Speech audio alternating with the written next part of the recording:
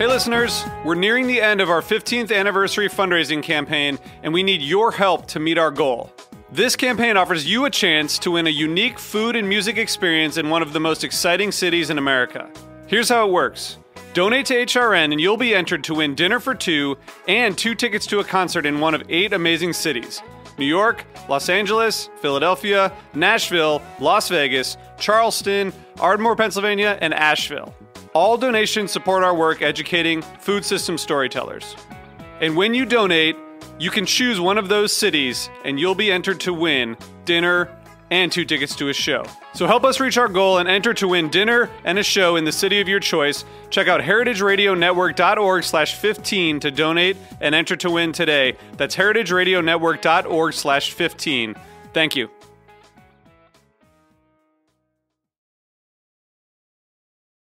World Central Kitchen is serving thousands of fresh meals to Ukrainian families fleeing home, as well as people remaining in the country. This week on Let's Talk About Food, host Louisa Kasdan spoke with Henry Patterson about his upcoming relief trip. So you're going to Poland, and I think you told me you're going to be there for at least 2 weeks. I'm going to Poland to help feed Ukrainian refugees. With Jose Andreas's World Central Kitchen, I decided that's what I wanted to do for my 70th birthday. I leave in just a few days. We all see that what the Russians are doing is contemptible. As a food person, we all love to help. It's in our DNA. And here are people who really need our help.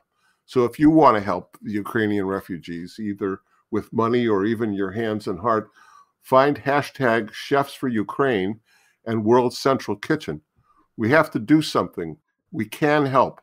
Remember hashtag Chefs for Ukraine.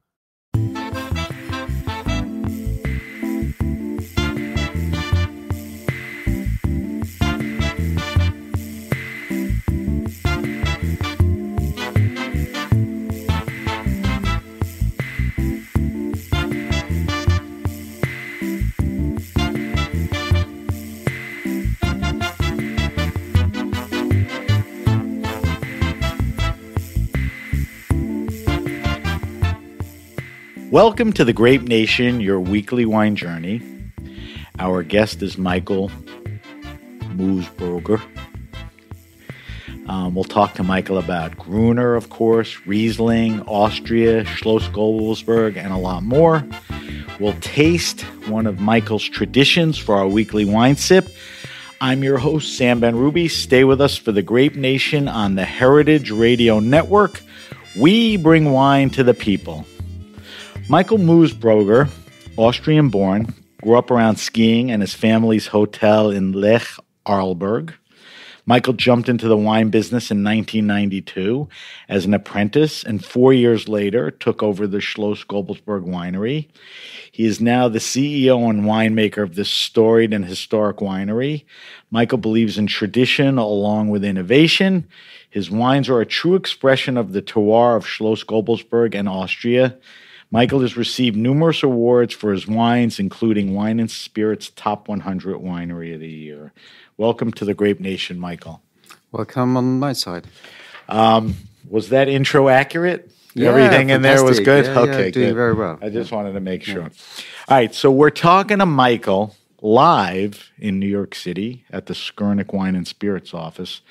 So it's nice once again to sit across from our guests because we've been doing a lot of remote broadcasting because of the whole COVID thing, but that's starting to ease up. All right, so Michael, we have a lot to cover, okay? You make wine at a winery that dates back to the 11th century. Not everyone can say that. At the Gobelsburg Castle or Schloss Gobelsburg. So everyone gets a sense of where you are, what you're doing, where you wake up. Give me a brief history of the castle, you know, its wine history, the area, and all of that. Well, as you already mentioned, Gobelsburg is one of the oldest estates in Austria and probably also in the today's world of wine. And We have been celebrating 850 years last year. However, winemaking on the estate is much older than that. So when we celebrated the 850th vintage of the estate, it was related to the monastic estate. Settlement on the place starts already in the 16th century before Christ. So the place is settled for about 3,500 to 4,000 years. And was always settled throughout Roman times, Middle Ages, and used to be a classical fortress in the 11th century, was then rebuilt into a Renaissance castle in the 16th century, and was brought in what it looks like today, between 1725 to 1740 around. And the history of this place is somehow, connected to monastic life and to Cistercians who originally came from Burgundy in the 12th century. Cistercian monks. Right. Cistercians played a kind of a major role in the overall development of European vineyards. And there's a very simple reason to that. You have to imagine in the 12th century, monks were some of the only ones who could read and write, and therefore they were the carriers of scientific research. So monks basically, were trying to find out where are the best places to grow wine. How can we improve grape varieties and wine growing? How can we improve the vinification? And this was rather done on a scientific level. And this is the reason why monasteries and monks were so important for the development of European wine growing up to the time of secularization, so the time of the French Revolution. And whereas in France and in Germany, due to the outcomes of the Enlightenment and the French Revolution, all these monasteries were privatized. In Austria, we had a different history to this question because we had a very Catholic emperor's house with the Habsburg family. And Joseph II made a kind of a compromise with the monks. He said, well, on one side, we have a problem with you. On the other side, you're doing a lot of good things for society. There's the whole teaching part actually was in the hands of monks. There was retirement houses and hospitals and all. So, the social infrastructure, was quite important. So he said, okay, let's make a compromise. Everyone who's into social activity, they shall proceed, and with the rest, we get rid of. And so this is the reason why we still maintain in Austria quite a rich monastic life, with all kinds of different congregations, from Benedictines to Augustines to Cistercians. And this is the reason why the Cistercian monks from Zwettl have been continuing to work the vineyards until quite recently, until 1995. And as you already mentioned, I'm coming from the hotel and restaurant trade. My family runs a small Relais Chateau hotels skiing resort in the Alps. So let me ask you this. The castle always had vast property around it, and that's where, the monks, and even past historically, there was always some kind of vineyard presence, grape growing and all of that. So the monks get out of there in the 90s, and I'm wrestling with this transition because I do a lot of research and I couldn't, pinpoint it. So your background is in hospitality, which exposes you to a lot: food, wine, people. When did you make the shift to winemaking, or what was that moment where you knew there's something going on with wine? I'm going to pursue this path. Yeah, it's as you said. Yeah, I'm coming from the hospitality, and I've been working as a sommelier myself. So you were working as a sommelier. Exactly, okay. Exactly. And beside that, my father was the co-founder of the first Austrian Sommelier Association. So wine was always an important issue. See, I didn't pick up on that. So your background is exactly. Fairly extensive in that sense. Did you study for any certifications or not? No, I basically. Trial by fire. You were out there. I basically I learned it, from scratch. I was in very good hands, with various different growing wineries. And let's talk about that. So you had mentors, you had teachers. Exactly. Yes. Willy Brundelmeyer comes Exactly. to. Would you say that's one of the more significant people? Willy Brundelmeyer is a close friend, and I knew him already from my sommelier days. And I always, liked, his personal approach actually, to winemaking. So whenever there was a real technical question, then Willy was always the one who really could give a good answer actually to that. Yeah. So more on a scientific level. Tie something together for me. So very strong exposure to wine, family, business, sommelier. I asked you this before. Tie it together for me. When does that something become a winemaking thing? And the next question is, how does something like Schloss Gobelsburg become available? How do you find out about it? And it's such a vast thing. How does it become a property that becomes your life? Well, first of all, is when my brother took over the family business, I went into the growing areas, started to learn about wine. And I basically was looking for an opportunity because I was not bound, to any specific place. So I was looking in Styria, in the Burgenland area, in the Danube area. And I have to say, it was luck and coincidence. Tell me a little about that. It was, the situation for the monks, the thing is that there used to be a very famous monk called Father Bertrand. And Father Bertrand, was responsible for the estate between 1958 and 1980 before he became the abbot of the monastery. And he was running as an abbot, he was running then the estate with managers. But he realized that in the future it will be difficult actually for the monks, to have someone here that really has control over the whole thing. And so he said, in order to secure the future of this estate, it will be probably wiser actually, to give it for a certain time, away in other hands. So the monks are still the owners. I took over the relationship with the monks in a long term, on a long term, so based upon 2 generations. So it's almost like a lease. It is in a way. It's their property, exactly, but you really you have full reign to call the shots. Exactly. In the field and in the winemaking and all that. Exactly. Are they involved in any way, or are they go back to doing their own thing? Not in the direct decision making. However, I always try to keep them involved, right. Because I think that it's important that they, as the owners, have a strong emotional relationship, to this place. And it has been a part of their life, for the past 800 years. So I think that it's also important that even that they are not operationally currently involved in the whole thing, that they keep at least, a kind of an emotional relation. I agree. They should feel like they're part of it.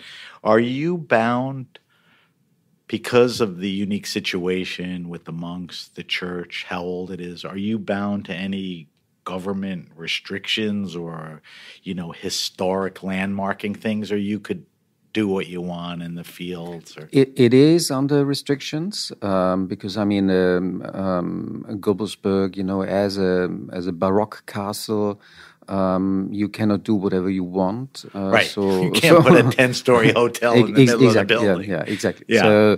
So of course there are restrictions.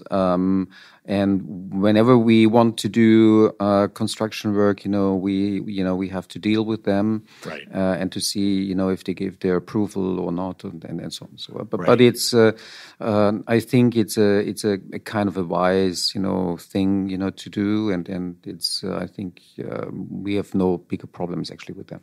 So, it's so hard for me to project what this place looks like. So, at the end, I'm going to tell everyone, where they can find the wines and more info. But this is not your ordinary, winery. This is, as we said, it goes back, many years. You're living on the property? We are living on the property because I think it's essential that someone's living there with your wife and kids. With my wife, my kids, with my parents-in-law. So my parents-in-law also are very much involved actually, and so my mother-in-law is looking after the gardens, and my Nice. father-in-law is doing cellar tours and hosting people coming to the estate, which good he for you, which he good for really the loves. kids. Exactly, and so it's we're running the place today as a family business, and however it's also kind of different. Yeah, I mean, it's that's you hit it on the nose. We're running a family business, which in the wine business is not unusual, but it's kind of different. No shit. I mean, it's this amazing, setup. But we'll get into that a little. All right, so let's talk, and we'll weave back into the vineyards and the wines and the castle and all that, as we have our discussion. Since I've been doing this show, there has definitely been an elevated interest in Riesling and Gruner, for sure. A lot of my past guests have been sommeliers, no doubt Riesling, even Gruner is like a Somm favorite. Mm-hmm. It's like their secret, favorite thing and all of that. But I think, and I'm not wrong here, that when people think of these wines, they may think of Germany first, when they think of Riesling. Not so much Gruner, but they don't know Gruner as well as Riesling. And Riesling is starting to have its, comeuppance. So let's talk about, these wines that you make.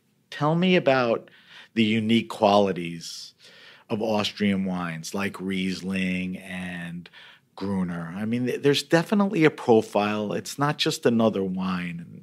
I think you're the guy that could describe specifically these type of wines. Stylistically, First of all, I mean, of course, I understand the concept of grape varieties. However, I have to say that we are not primarily producing Gruner Veltliner and Riesling. We are primarily producing the typical wines of origin of the Danube area, of the Austrian Danube area. Now, what is the difference? The difference... So what you're saying is, listen, these are important wines, but that's hardly everything. Well... And the region... The thing is that, when a winemaker says that he's producing Gruner Veltliner and Riesling, then he puts the specific qualities of a grape variety in the center of attention.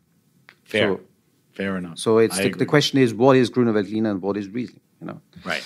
Well, however, you can also, see it from a different angle. You can say, okay, you have a specific vineyard, and what's the personality of this vineyard that is represented by the grape variety of Riesling? Now, for example, imagine you have a bottle of Clos de Vougeot in front of you. Now, you can pose the question, what is this bottle now? Is this bottle now Pinot Noir that is grown in the Clos de Vougeot vineyard? Or is this wine a Clos de Vougeot that is represented by Pinot Noir?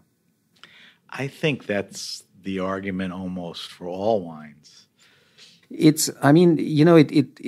seems to be a game, a language game, but I think it's a little bit more than that. I mean, as I said, when you say it's a Pinot Noir that is grown in the Clos de Vougeot vineyard, it means that the winemaker, is concentrating on the quality of Pinot Noir that is influenced in some way, by this vineyard side. Right. But if you say that, okay, this wine is a Clos de Vougeot, that means that my concentration as a winemaker is the question, what is the personality of Clos de Vougeot? And if you're looking the whole thing, in the context of time, then Clos de Vougeot 200 years ago was something different than what it is today. And then Clos de Vougeot in the 50s and 60s, where they're all added, kind of, Rhone wine or whatsoever. Then it was a very dark expression of Clos de Vougeot, Then the law changed. It became 1974. It is what we experience today as what is Clos de Vougeot. But in 100 years, it will be also something different. But it still will be Clos de Vougeot. Right. Yeah? Right. So let me see if I could trip on the same question again, okay? Because that's a fair correction. If you take Austrian wines, and I'm talking very broadly here, and I don't want to spend a ton of time, and people think of Austrian wines and they think of German wines. Is there a differentiation generally between the two? Because your correction of me was right. What's the difference between German Riesling and no? But my sense, and maybe this will help. I feel that the Austrian wines are more food friendly. I think that when it comes to that question, I think you're absolutely right. I think that when it comes to the difference between Germany, this is something that is even though that we have same grape varieties, for example, like Riesling and so on. The difference is the culture of enjoyment. And this is something that is somehow connected to our eating and drinking cultures that we developed over time in Austria and in Germany. And the interesting thing is that I read a few years ago from a German chef that was trying to figure out about the enjoyment of German consumers, and he posed the theory that the question of enjoyment in Germany is somehow linked to the confession. There is a big difference between the north of Germany and the south of Germany. In Germany they say the Weißwurst Äquator. The sausage equator. So that's funny. The question of the question of enjoyment is very much somehow obviously linked, to the question of Protestantism and Catholicism. That's a good point. And this is also, Wilhelm Weil from Robert Weil Estate, he told me actually 3 years ago, he said, Michael, you would not believe, still 80% of Riesling consumption in Germany is outside of the food situation. Really? And I was astonished myself, about this. And I said, this is completely different in Austria. Because in Austria, nearly 100% of all wine that is produced in Austria is wine that is aimed to be food companion. So our That's a very customers, specific exactly, point. Exactly. So our culture, and we as winemakers, we were always forced to produce wines that are good food matches. So that means wines needed to be dry. So dry. Dry means below 4 grams. Right. Yeah? So higher than German. Exactly. So, and I hate to make direct comparisons, but that's an obvious one. No. I mean, I really love German wines and German. Yeah, Riesling we're not putting them but, down. It's but, just no. But I think that wine. I occupied a lot on the history of wine, and what I learned actually, in the history of wine is that wine is always a kind of a reflection of accurate times and culture. No matter if it was in the Greek-Roman times, no matter if it was in the Middle Ages, no matter if it was in the Baroque times or in the Romantic times, somehow, the expression and the personalities of wine were always somehow reflecting, of what people, were eating and drinking and how, in which way they were consuming actually, these beverages. Right. And this still counts for today, and if you have a culture of drinking, wine in the afternoon or after dinner, then you have the possibility of having, a little bit more sweetness in the wines. And if that balances, the wines out more perfectly, then it is a very wise thing to do. Right. And so finished, there were probably a couple of 2 or 3 descriptors differentiating what makes them food friendly. Drier, I'm going to guess good acidity. It is maybe drier, then the acidity is not as high. Okay. And there is one crucial differentiation. We are not aiming to make the wines too aromatic. So we are rather fermenting the wines a little bit higher with higher temperatures so that the wines do not have, this kind of primary, exposed and expressive, aromatic I came profile. across an expression. Does it exist? Non-bouquet? Non-bouquet. Non-bouquet is good. Is that to keep the aromatics down? Why is that? It's very simple. When it comes to matching food and wine, there's a very simple rule.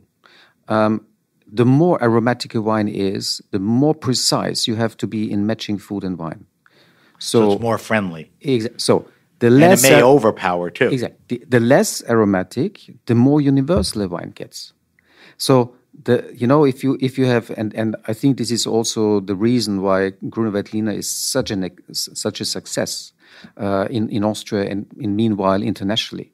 That Gruner Veltliner is a fantastic food companion, and you do not have to forget 80% of the life of the sommelier is that he has a table in front of him where everyone's eating something else. So what does the sommelier need? He needs wine that are very versatile. And just because it's fish doesn't mean anything, because the sauce may dominate. So you have to think about all these things. Exactly. It's a very good point. So it sounds like, to oversimplify things, that the Austrians are happier than the Germans, and they make a wine that is incredibly drinkable, well made, and great with food. Too simple or not bad? It's very simple.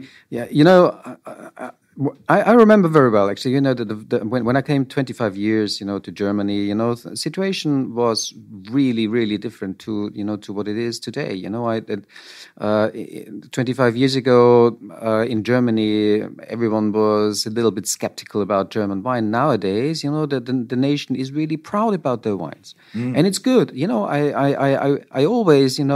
I always felt sorry for my colleagues, in Germany, because if you have a population and country, that is not really proud about what you're doing, it's really a shame, Yeah. It's not good for for the culture of wine, and this is something that really changed, and to a great thank you, to the VDP, that did a tremendous job, in the past 20 years. And that really changed the cards. I know in Germany, and tell me if this may be true in Austria, that there's a wave of newer, younger winemakers. I've read, and I'm not positive, that property is not crazy in price. When you look at Napa and Burgundy, to acquire land, it's not as crazy as that. So people are coming in. Is there a little of that in Austria? Of course. Austria is a very dynamic country. Yeah.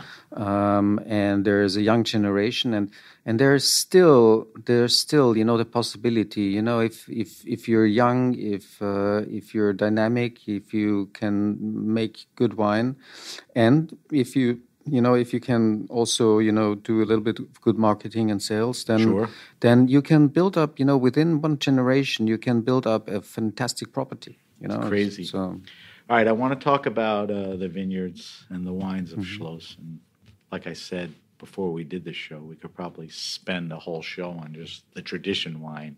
So let's, try to cover as much as we can. The castle is in the Comtal region, right by the Danube. So tell me about specifically the castle and the vineyards. Just give me an idea of the types of soil. Is there a lot of diversity? Are you dealing with different elevations? Is the climate singular, or you're dealing with, what are you up against every day? No, the Danube area with the appellations of Wachau, Kremstal, Kamtal, Traisental, Wagram is a fantastic area. It's about the size of today's Côte d'Or, about 10,000 hectares. And it's by its structure, it's a valley landscape. You have the main valley of the Danube, and then you have the side valleys of the Danube. From the north, you have the river of Krems, which is forming its own valley, and the river of Kamp, which is forming its own valley. And then from the south, from the Alps, you have the valley of the Treisen. And in German, Tal means valley, so the name of Kamptal translates into the valley of the Kamp River. So this is the systematics behind. Sure. Kremstal is the valley of the Krems River and so on. Sure. So, well, what is quite important to understand actually in this area is that what unites this area and all these appellations is the soil, because you find the geology is everywhere basically the same. You have so mainly you have three types of soil. You have primary rock, which is coming from the Bohemian mass. It's a brownish paragneiss with high content of mica. Then you have alluvial soil. So, the Danube in the past millions of years went through different parts of the area and have been depositing structures. And then you have Löss, which is coming from the chalk Alps. And here during the glacier time, when the glacier is going over the rock, sharpening up tiny particles, which is washed out by the water and is picked up by the sand and transported and deposited then according to the structures in the area. So you can have on the southern and eastern slopes, you can have meter high structures of Löss covering the structures, and then on the northern and eastern side or western side is it's only tiny layers. But so that's basically in all of these appellations. When it comes to climate, it's a little bit more difficult because you always have to consider the construction of a valley. Right. That you're starting at a lower point, and the more you go up in the valley, the more you gain in altitude, and the more you gain in altitude, the higher it gets and the cooler it gets, until it's getting that cold that you reach the end of the winemaking zone. And basically all these appellations, they're all working up to the limit. So in the Wachau behind Spitzgraben, it's finished with winemaking, and in the Kremstal behind Senftenberg, it's finished, and then in the Kamptal behind Schönberg, it's finished, and so on.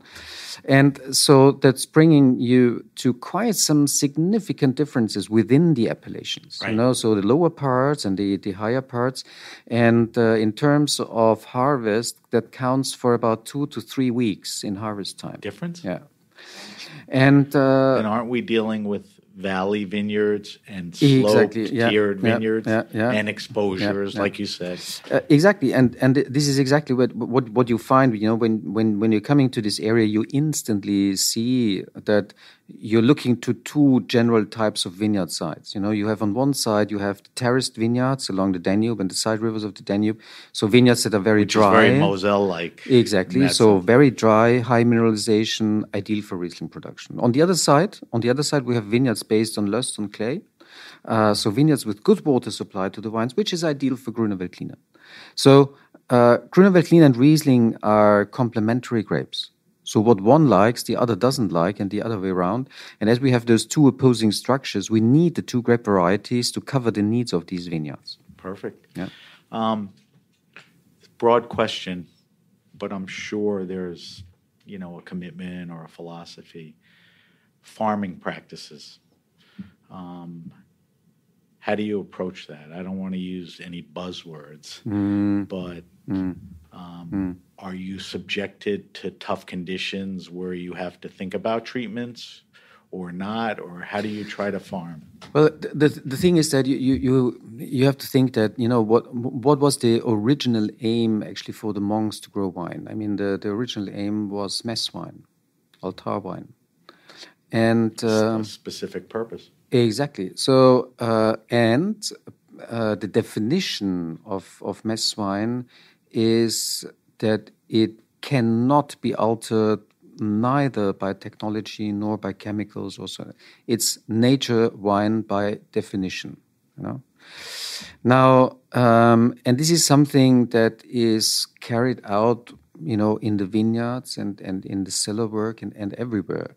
This is not really changed? And because in France, a farmer literally Exactly. would farm like that, and then the war came, and business changed, so they had to grow, not quicker but bigger, so they started doing treatments, killed the land.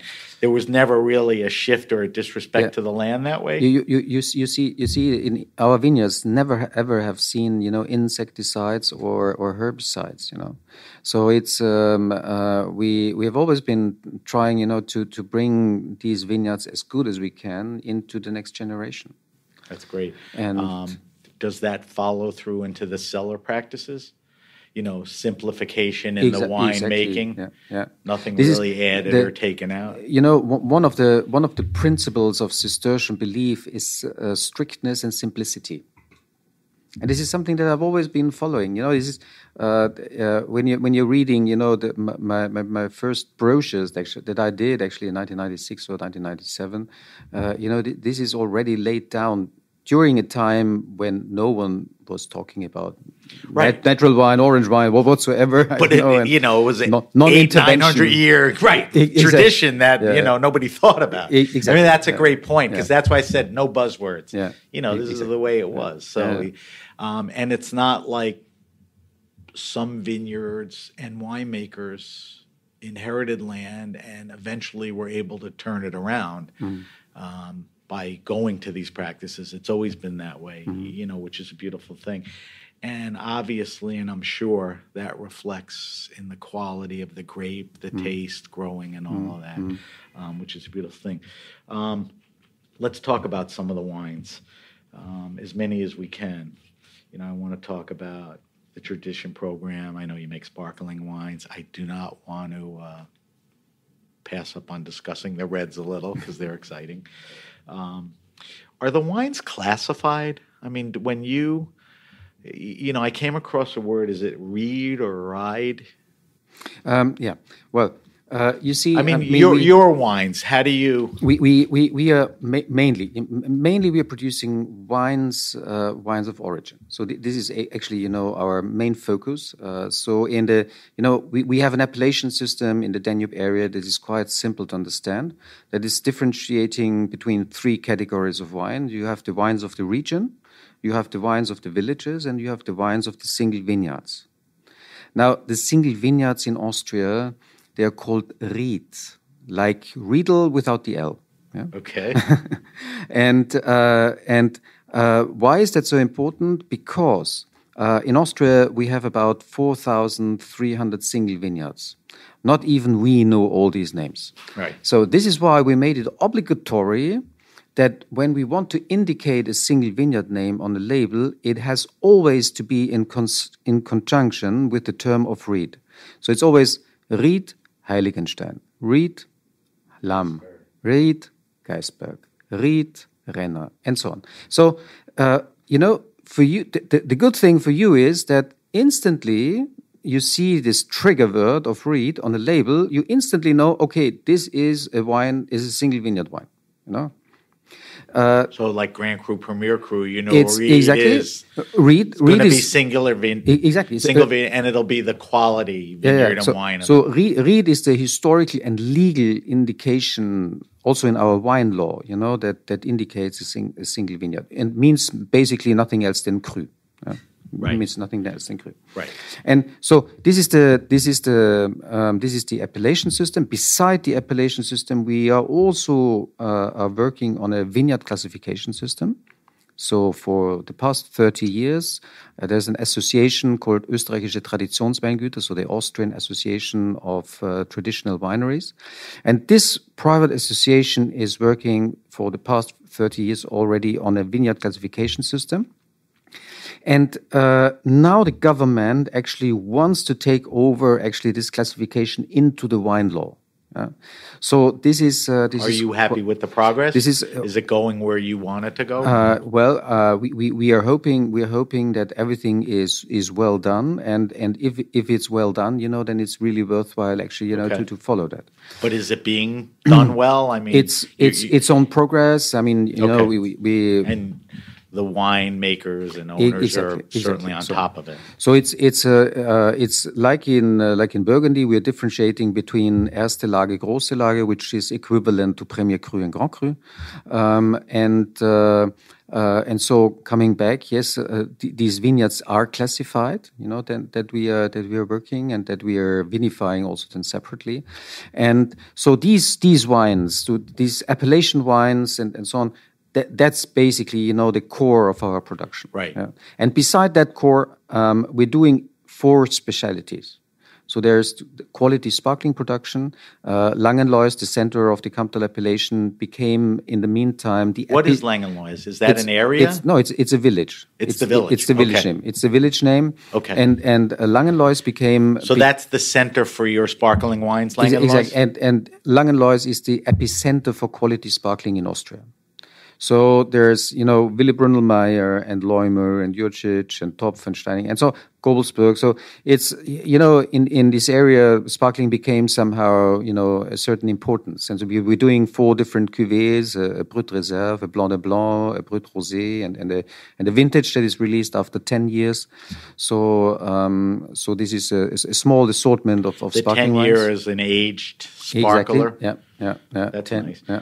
All right, so... And then beside the sparkling, then there's a little bit of sweet wine. Right. Yeah, Auslese, Beerenauslese, Trockenmelose, and it's funny Eiswein. that it's only a little bit. In Germany, it's a lot of bit. Yeah, exactly. Yeah, but I mean, sweet wine is not a huge segment nowadays anymore. But we still, we have quite a reputation actually in that field as well. Then you already mentioned the red wines. Let's talk about some of the red wines. We are not producing red wine because we also want to have red wine. I mean, we are producing red wine because a certain percentage of our vineyards are based on these river sedimentation from the original Danube. The Danube was not always as regulated as today, so it went through very different parts in the past millions of years. So a certain amount of vineyards we have, especially in the south of Gobelsburg, where we have these kind of feast-sized river pebbles, these like the Galles Roulées, it looks like in the Rhone Valley. Yeah? Right. And in these vineyards, you have a good drainage in the soil, so water is running away. You're running into early dry stress situation over the summer month. This is something that we don't like at all for white wine production. So in these vineyards, we're going then for red wine production, and we have an old tradition for Pinot Noir, through the Cistercians, and we are looking after the 3 generations of Pinot. So Pinot Noir, Saint Laurent, Zweigelt. So these are basically the red wines that we are looking after. So, not to repeat, but Pinot Noir and Zweigelt. I don't think people know a lot about Zweigelt. I mean, quickly, how would you? Zweigelt is a fairly interesting grape variety. It's in the meantime, it's the principal grape variety, red wine grape variety of Austria. So it's the widest planted red wine grape variety of Austria, and has a kind of an authentic character like Grüner Veltliner. It's a grape variety that is really recognized to be an Austrian grape, and the grandmother of Zweigelt is Pinot Noir. So there's a lineage or a genetic connection or something. There's a genetic connection, via Saint Laurent. Because Saint Laurent is a genetic it's a so genetic Saint Laurent child. is the variety, right? Exactly. There's Zweigelt and Saint Laurent? Yeah. What's the difference? Saint Laurent is a grape variety that came in the mid of the 19th century from France to Germany, and from Germany to Austria. And in France, due to phylloxera, died out, does not exist in France anymore, but survived in Austria. And I always say that, when Saint Laurent, became a kind of an immigrant to Austria, and, this immigrant started to have a love affair with the grape variety of Blaufränkisch. That's funny. And out of this relationship, you get the grape variety of Zweigelt, and... So 2 quick questions on Saint Laurent. They make a still and a sparkling, or is it sparkling malt? Saint Laurent is a grape variety that you hardly can differentiate from Pinot Noir. Okay. In the vineyards. However, it's much darker, so the color is much more intense than Pinot Noir. Right. And it's a little bit more spicier. So reminds a little bit something. I have friends in the Rhone Valley. When I was tasting with them Saint Laurent, they said, well, for them for them it reminds them, something in between Syrah and Pinot Noir. Yeah. I like that. Yeah. If you're dealing with two good, great varietals, to be in between is pretty good. Michael, we have to take a quick break. We're talking to Michael Moosbrugger from Schloss Gobelsburg in Austria. When we come back, I want you to talk about the Tradition Wines and the Tradition Wine Program. Towards the end of the show, we're going to taste special tradition, so I want to get to that. So you're listening to The Grape Nation on the Heritage Radio Network. We'll be right back.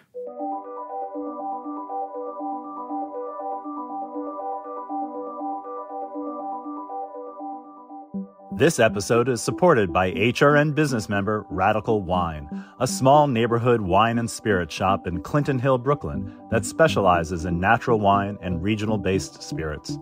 Radical Wine is a shop where community can hang out and listen to records while finding a delicious bottle of wine for any occasion.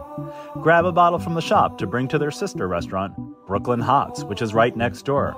Radical supports HRN's creative, educational reporting and storytelling that drive conversations to make the world a better, fairer, more delicious place.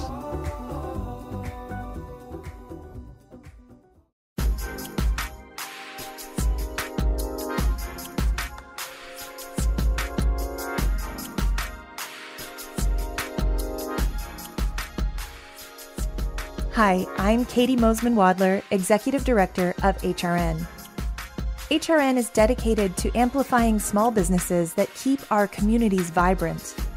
Today, I'm asking business owners to take part in our business membership drive by supporting HRN's mission with a $500 membership. HRN will shine a light on your work, and you'll help sustain our mission to expand the way eaters think about food. As a thank you for this tax-deductible donation, your business will receive on-air mentions, social media posts, listings on our website, and more. You'll also play an essential role in keeping nonprofit food radio on the air. Go to heritageradionetwork.org/biz to become a business member today. That's heritageradionetwork.org/biz. Thank you for your support. All right, we're back. We're back with our guest, Michael from Schloss Gobelsburg. I think an important thing of Schloss Gobelsburg are the tradition wines. I told you before the show I have a bunch of past vintages and enjoyed them. But you've embarked, I guess, on this 850th anniversary mission project. Tell me about the tradition wines, and then let's talk about where we're at with them now, the celebration, the wines you're making. And again, off air, we talked about a different way of making them. Well, the tradition wines is one of the four specialities that we're doing in Gobelsburg. And I started to go into this project in the late 90s because when I took over the responsibility on the estate, I occupied first on the history of the estate, and then, but then soon I started actually, to go into the question, well, but I have so many predecessors now here on this estate. How did they work actually here? And so I started to occupy on the question on the historical developments of winemaking. So how was wine made in the Greek-Roman times, in the Middle Ages, 17th, 18th, 19th Where century? were you researching this? Were there books and materials and records at the winery? Yeah. Did you have to go outside? You are sourcing actually all kinds of different sources in that, because when you're looking for Greek and Roman winemaking, you're finding more information actually in archaeology than in historical books on wine. If you're looking to Hugh Johnson's wine history, for example, there is not much about actually the real winemaking process, actually, right. It's so you're digging out, things, from all different fields, and And then, of course, I mean, there's literature. There's not much literature actually up to the 18th century. It's getting then a little bit more in literature about winemaking then from the 18th and especially then in the 19th century. Then more and more is then written about winemaking. That has something to do also that farmers became free. And there was a certain need, actually, you know, for literature and for learning and all that. But we also have documentations, of course, in the library of the monastery. And so putting all that together, you know, is giving you a picture. And I decided in 2001 to go for this very specific period between the French Revolution and the mid-19th century. So the period about 200 years ago. Why this period? It's easy. You're looking in these days. You're looking to an empirical knowledge of 2,000 years of winemaking on one side. Right. On the other side, it's a period that is not yet really influenced by the outcomes of the classical industrial question.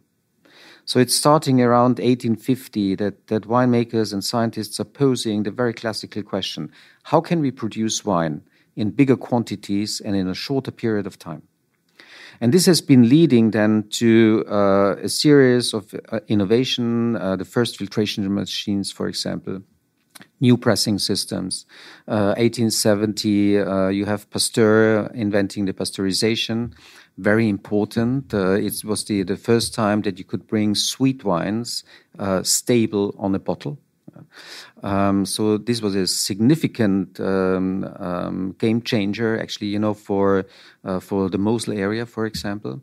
Daniel Deckers, who is the expert on German history of wine, told me a few years ago that pasteurization was one of the major aspects, you know, that suddenly made go Mosel wines actually through the roof in these days. But no effect to the quality of the wine or the... Well, it's... You know, everything about a wine. Its nose, its mouthfeel, its palate. Did it... It's nowadays, you know, it's something that we definitely, and also my colleagues in the Mosel would never do, of course. It made sense then, and it was essential but in these days, it made sense, and it was really, you know, the most important thing for them, you know, because it meant, you know, to have a possibility, you know, to bring these wines with that structure, with low alcohol, high acidity, and certain sugar levels, actually, you know, stable on a bottle that was not possible before. Right. So the tradition, like I said, you make tradition wines that share similar labels to the other wines. This particular, you know, wine is a celebration, an anniversary. You know, this is where we're at now. Tell me about this. Well, I started in 2001 actually with this project, and I originally started to produce a Grüner Veltliner and a Riesling tradition. For until quite recently, until with the vintage 2017. I decided in 2009 to start to put wines in cask aside for later releases. And I said to you earlier, reminds me of champagne. Yeah. Fair assessment. Yeah. To hold vintages. Yeah. For later blending? Yeah. Okay. So that was 2009 you started that? 2009 I started with that, and in the meantime we are looking to a reserve cellar with more than 100,000 liters that we keep in stock. That's a big commitment. And I decided last year to change the tradition concept. And instead of bringing every year a Grüner Veltliner and Riesling tradition, I will bring in the future, a 3-year-old and a 10-year-old tradition. So changing from the varietal concept to the concept of maturity. And so when you say the 3-year-old, the oldest wine in that wine is 3 years old. And Exactly. the 10, you go back to the vintages that you just... No. The youngest wine is 3-year-old. The youngest. Yeah, That's what I meant. Yeah, the youngest wine is 3-year-old. The last guy in is the youngest. A little bit, right. You have to some declare older parts. that. Exactly. Yeah. Right. So no more single Gruner, no more single Riesling, blended. And when was the first vintage? And last year in 2021, we made the first edition. This is also something kind of new and I would not say revolutionary, but it's breaking a little bit with with old traditions, because normally in the world of wine, there is a kind of there is no debate actually about vintages, and this is something when you're looking to the wines of the past, is not something that is really God given. I mean, this is certainly, there were always wines of vintages, but the majority of wine was something that was always kind of blended. Right. And I was looking into our inventories, and I realized that my predecessors in our cellars in the past hundreds of years, they had, beside the accurate vintages, always back vintages. So wines that were 5, 10, 15 years or older, and it was always kind of, and vintages were in these days a little bit more different than they are nowadays. Right. Today's with our regulations, green harvest, and all the possibilities that we have nowadays, vintages are a little bit more even. They vary certainly over the years, but they're in comparison to what our predecessors have been facing, they're a little bit more even. In 200 years ago, vintages could be very, very different, Right. So from very, very ripe to really, really austere and so on. So it was kind of natural, to blend vintages. And you have to see that, the minimum time of maturation in these days was minimum 3 years. So, because if you want to produce a wine that is clear, right, without filtration, then you need time. Time helps with clarity? Exactly. Okay. And the concept of luxury in these days was clarity, because it was the proof that these wines, were for at least 3 years, in the cellars and had their maturation time. So much for the natural wine movement, but that's another discussion. That's another. Well, it's the natural wine movement is, in my eyes, actually the most modern way of vinification. Even though that natural wine producers are always and very often are claiming, that they are looking back, to historical and but it's not really true. Because there is a significant difference between, what is really, traditional winemaking and what natural wine is actually about. Natural wine is, by definition, I personally define it as a non-intervention way of winemaking. Agree. Yeah. And so this is something to do, with our self-side as winemakers and how we see ourselves, in this process. There's a significant difference, to how winemakers saw themselves 200 years ago. I mean, today, and natural winemakers and also myself, we see us as non-interventionalists. So the great art, the art of making great wine is to do nothing. And great wine is made in the vineyard. But you said earlier the monks weren't talking about it. That's what they did. But 200 years ago, you have to imagine that people had a different self-perception. So they said, because in these days, wine was rather compared to us as human beings. They said wine is like us. And as we humans have to undergo certain developments until we are grown-ups, also wine has to undergo certain developments. As we humans have to breathe, to do all these developments, also wine has to breathe. The consequence was that they were racking the wines from cask to cask in order that the wine could breathe again to trigger the next step of the development process and to go off the lees. also one of the significant differences to today, because there was no filtration, so the wines needed to be clear, so they went off the lees and off the lees and so on, until the wine was really clear. Now, the self-perception of the winemaker was that I am the cellar master. The wine was my pupil. The process of this, of this racking and so on, was called the teaching of the wine. In German, die Schulung. In French, élevage. Yeah. See? Yep. Yeah. So that means my responsibility and my relationship actually to the wine is not the non-intervention. My relationship is that I have to educate this wine. So that means that my responsibility is to understand the potentials of this wine and to educate him right, that he would develop up to his potentials. So this is direct intervention. This is direct forming. This is, if you compare it with education, what is the modern word of what we're doing nowadays with education? The non-authority education, right? Yeah, anti-authority education. So, anti-authority education. This is natural winemaking. It's the similar form. Exactly. That's interesting.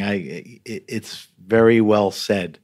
The way you said that, because in a sense, it is very much intervention, but in a different way. But in other ways, it's not. All right, so we have to finish up on a few things. So last year, celebrating the 850th anniversary was the first tradition in the winemaking way you described, right? Mm-hmm.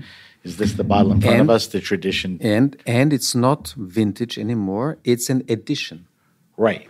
So it says on the side, if you're looking at that. That's what I wanted to get to. How do I know what edition it is? There is 850? edition 850. Am I silly to think the next one is 851? Exactly. Okay. The next one is 851. Okay. Yeah? And so on. But, and I don't want to do this, but this edition came out in 2021? Mm-hmm. Okay. Which the vintage year has nothing to do with it. I just want to. Okay. And when can we expect the next edition? In September. September, like normal, cycle and all that. All right, so that's, an incredibly interesting project, the Schloss Gobelsburg tradition. That's really, you really made some incredible changes, which make the wine more interesting.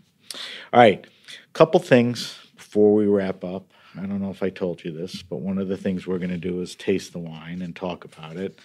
But I do a thing called the wine list. I ask all my guests every show, nobody gets away, 5 questions. I've asked everyone the same 5 questions. Yeah. So you're not being singled out, or I didn't give you any hard questions, so no complaining. You don't have to dwell on the answers. It's spontaneous, impulsive. I post these on our social media. A guy like you that is so steeped in tradition and winemaking and an interest, people want to hear, what you're drinking. So here's the first question. What are you drinking now? What's in your fridge at home? What are you tasting? What are you curious about? Other than maybe tasting through your wines, what are you drinking now? Well, beside Gobelsburg, beside Gobelsburg, it's sherry, Madeira, and Syrah.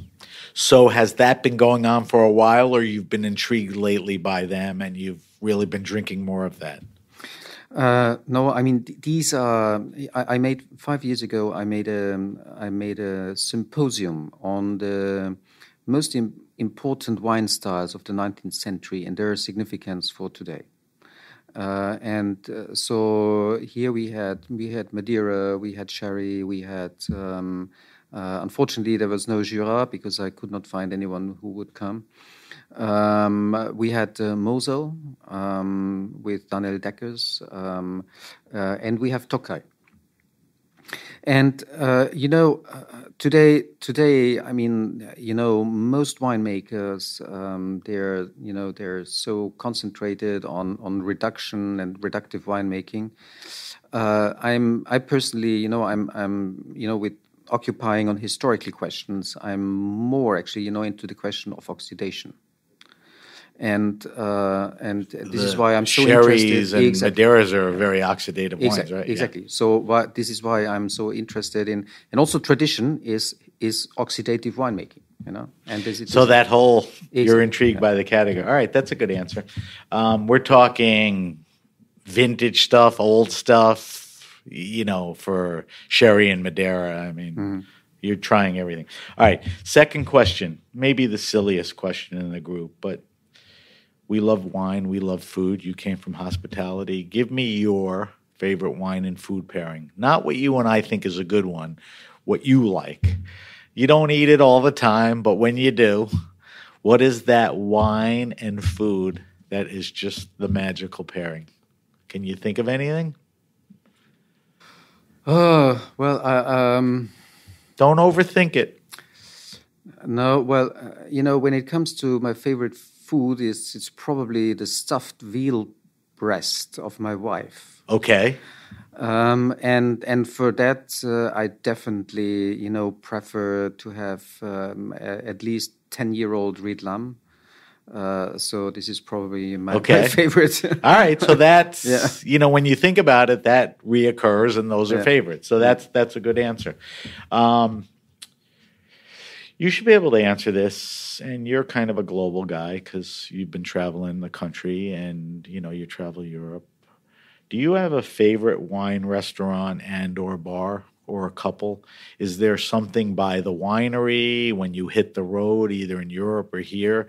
Is there a restaurant or two where the selection is great, the people are terrific, the vibe is great? You just go in there. And by answering this, you're not saying this is my favorite and you're not leaving anyone out. Just what comes to mind? Well, I mean, favorite wine places in Vienna is definitely Coburg. Palais Coburg. That's the name of the place, Coburg? Yeah, Palais Coburg, yeah. Spell that for me, because I'm going to post. Coburg. Okay. So that's a good one. So that's and the winery is what, less than 2 hours outside of Vienna or even closer? It takes me 45 minutes into the opera, It's like the suburbs. Exactly. All right. Is there any other place that comes to mind? Anything in the U.S. or anything outside of Austria? Well, I mean, 67 Pall Mall, for example. In London. Yeah. Terrific wine place. It's fantastic. Those are two good ones. And then, of course, Aldo's place here in New York is a must go. Well, you have Aldo Sohm Wine Bar and you have Le Bernardin. Yes, right. Course, they're both great. Yeah. I was going to ask you about Aldo. He's been on the show a couple of times. Yeah. He's making his own wine with Crocker. So that's interesting. All right. So those are good answers. All right. Fourth question. Favorite all-time wine. When I started the show many years ago, I wanted to get guys like you in a room and ask you this question, and I wanted you to tell me the most expensive rare wine you ever drank. I don't care about that anymore. What is the wine in your lifetime that was a gateway wine, that had an impact on you, that was important, that changed the way you think about it? Is there a wine or two that fits in that category? And that certainly doesn't mean price or rarity of vintage. It means impact to you. Yeah, well, impact to me, I mean, I would say, let's say two wines. So first of all, my real wine flash, my first real wine flash, was a 1983 Hermitage from Julie Jaff. Okay, that always works. And it's a was 83, and it's a wine because my brother was working in summertime a few weeks for Pic in Valence, and Jaff was doing the house wine for the Pic family in these days.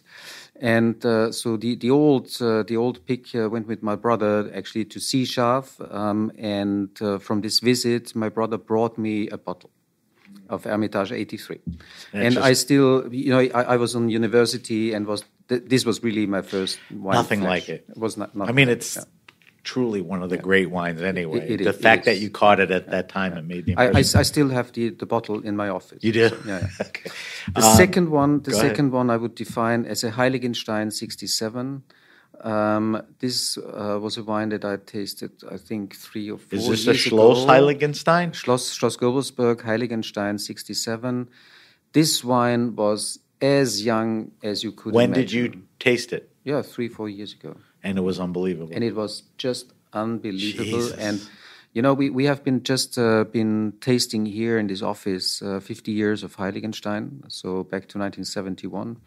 And it shows actually, it shows the potentials of the Danube area, I think. And it's not, I'm not talking only about Gobelsburg and our wines. I think that, I think it goes beyond that. Exactly. It goes beyond the that. region. I has think the that ability. What the Danube region has to offer, I think, and this is for me one of the most fantastic things, is that when you're looking to the greatest white wines in the world, I mean, they're always wines with depth and concentration on one side, but on the other side, always, with this element of easiness. They're always easy to drink. They have a high level of enjoyment and drinkability. And I think this is exactly what the Danube has to offer. I think that's a good offering. And this is this is what showed me that these wines are not only good when they're young, 5 or 10 years. They are still fantastic after 50 years. That's a great tribute to the wines, the winemakers in the region. All right, last question, and it shouldn't be hard because I think we're in a category that makes sense here. The question is, I want you to recommend to me the best wine around 15, 20, 22 American dollars retail. And the setup has always been, my kids are in their 20s now. They can't show up at a dinner party with a crappy bottle of wine for $12. Mm-hmm. They can't afford 50. Mm. So what's a good value at 15, 20, 22? Give me a red and a white. Now, you can give me a region. You can give me a maker. Now, I have a strong feeling, and I need you to validate this, that there are some incredible values in Austria in both of these categories around these price ranges. Can you address that, or is it a little more? Well, I would say, first of all, of course, the Kamptal, Veltliner, and Riesling, these are wines in that price range. Okay. So the regional expression of the Danube region, so Kamptal, these are fantastic quality to value wines, right? And the Kamptal Riesling last year was rated within the top 100 wine spectators. So you're talking everything and critical acclaim, price, value, and all of that. So here you get it all. What about red?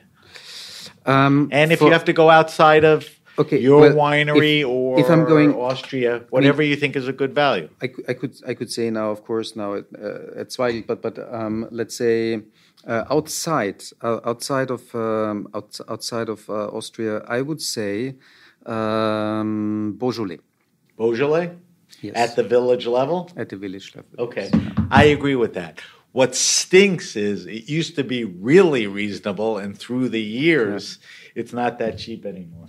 All right, Michael, you did an excellent job on that, okay? And I saw you roll your eyes when I told you had to do this, so you did well.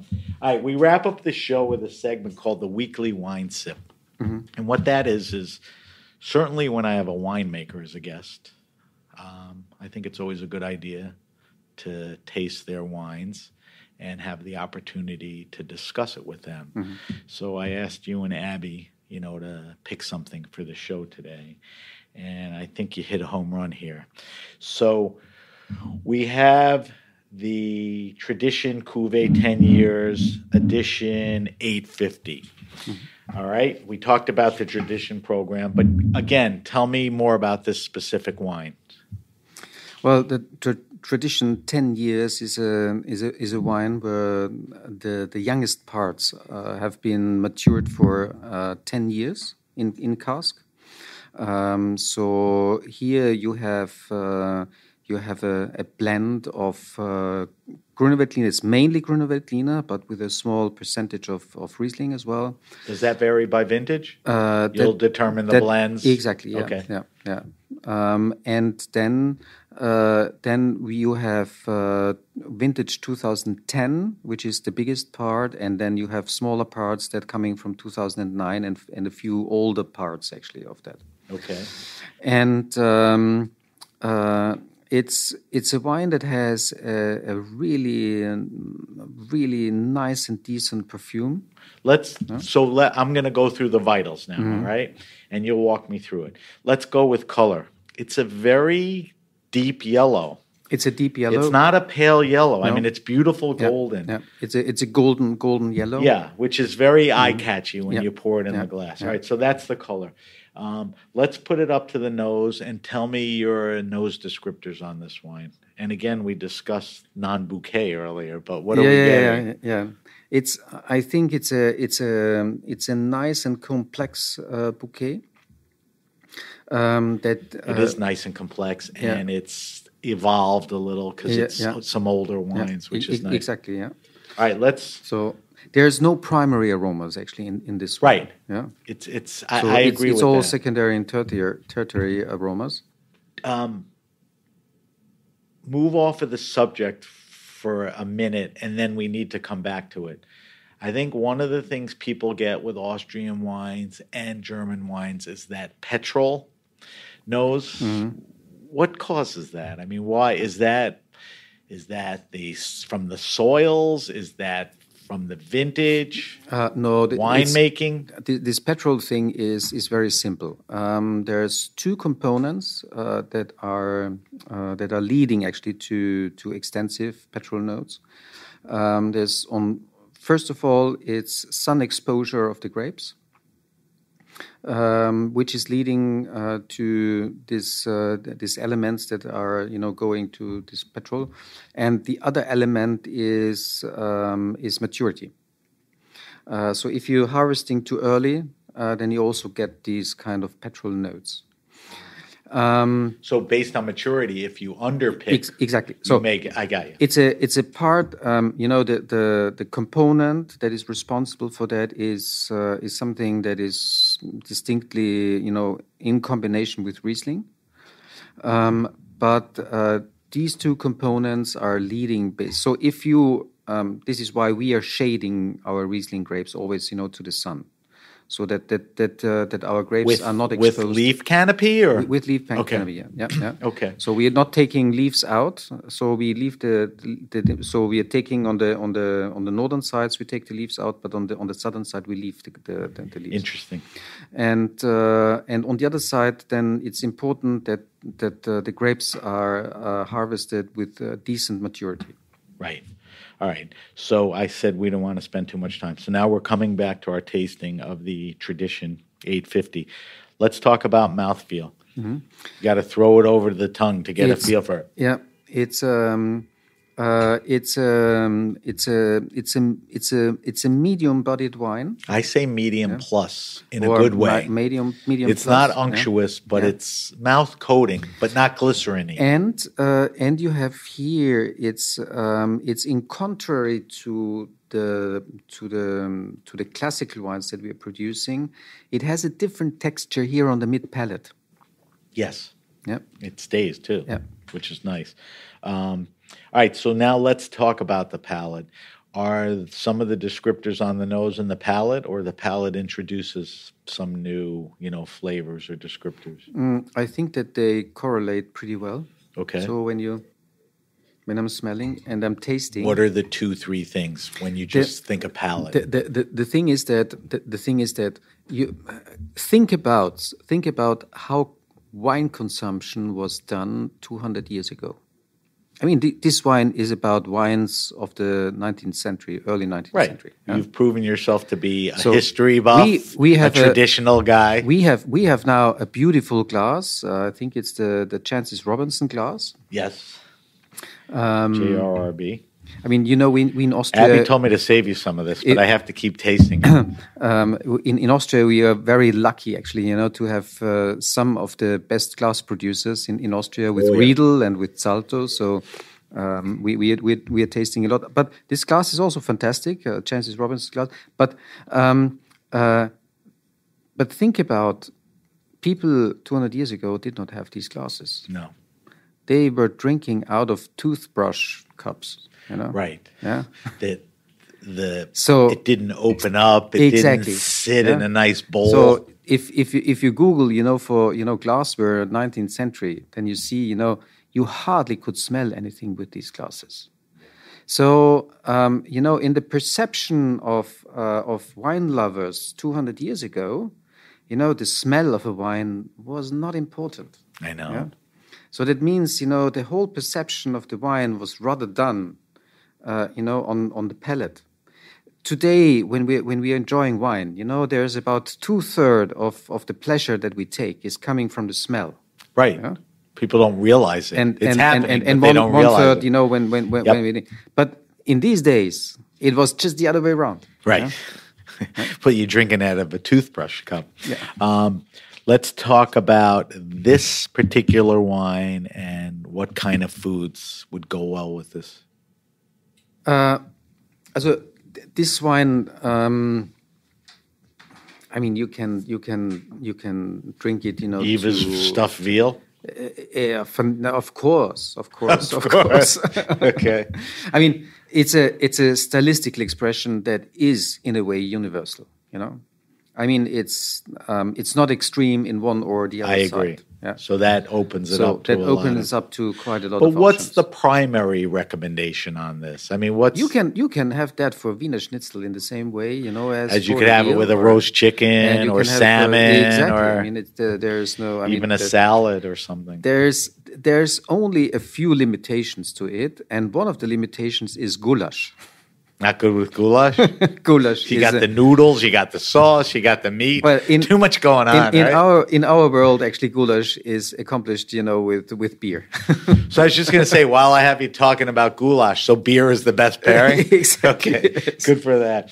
All right, so that is the Schloss Gobelsburg tradition, heritage, Cuvée 10 years. It's the 850th. It's edition 850 in celebration. And this is in the market now, right? Mm. And come this fall, the next edition. So we're really at the exciting and early stages of this particular project, which is very cool. So if I cracked open one of my traditions, let's say from 2016, that is a singular vintage year wine, right? Versus this, which is a whole... Yep. It's just crazy where you took this project. Congratulations on it.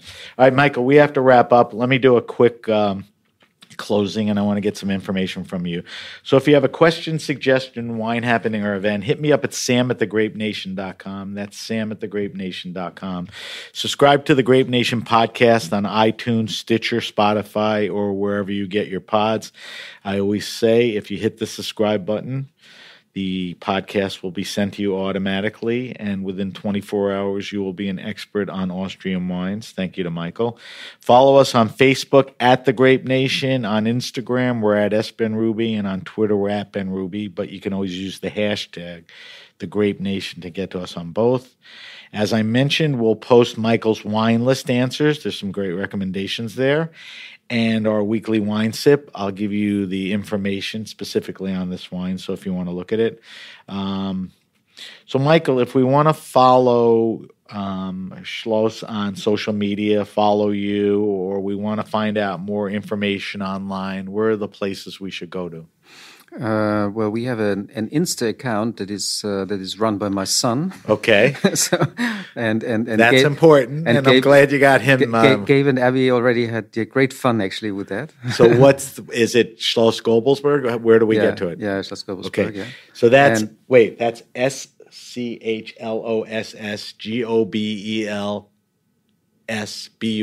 Schloss Gobelsburg. Okay, then where else? Facebook. Which is run by my wife. Okay, got the whole family. And then there's the website at gobelsburg.at. Okay, where you get all the information on the wines. It's a very rich site. On the tradition heritage 10 years, where you get all the information about the wines, the history, the traditions, and the castle architecture, everything that you want. This interview doesn't do justice to the history, the castle, the amount of wines you're making. I'd rather get into a few things and do that well than be all over the place. But I recommend people to go on, the site and really, it's a special place. And when Gabe at Skurnik reached out, I was happy to hear from that, and I wanted to talk to you. So in closing, I want to thank our guest, Michael Moosbrugger from Schloss Gobelsburg. I want to thank our engineers at Heritage Radio. And Heritage Radio, and I'm Sam Ben-Ruby, and you've been listening to The Grape Nation. The Grape Nation is powered by Simplecast. Thanks for listening to Heritage Radio Network, food radio supported by you. For our freshest content, subscribe to our newsletter. Enter your email at the bottom of our website, heritageradionetwork.org. Connect with us on Instagram and Twitter at heritage_radio. You can also find us at facebook.com/Heritage Radio Network. Heritage Radio Network is a nonprofit organization driving conversations to make the world a better, fairer, more delicious place. And we couldn't do it without support from listeners like you. Want to be part of the food world's most innovative community? Subscribe to the shows you like, tell your friends, and please join the HRN family by becoming a member. Just click on the beating heart at the top right of our homepage. And thanks for listening.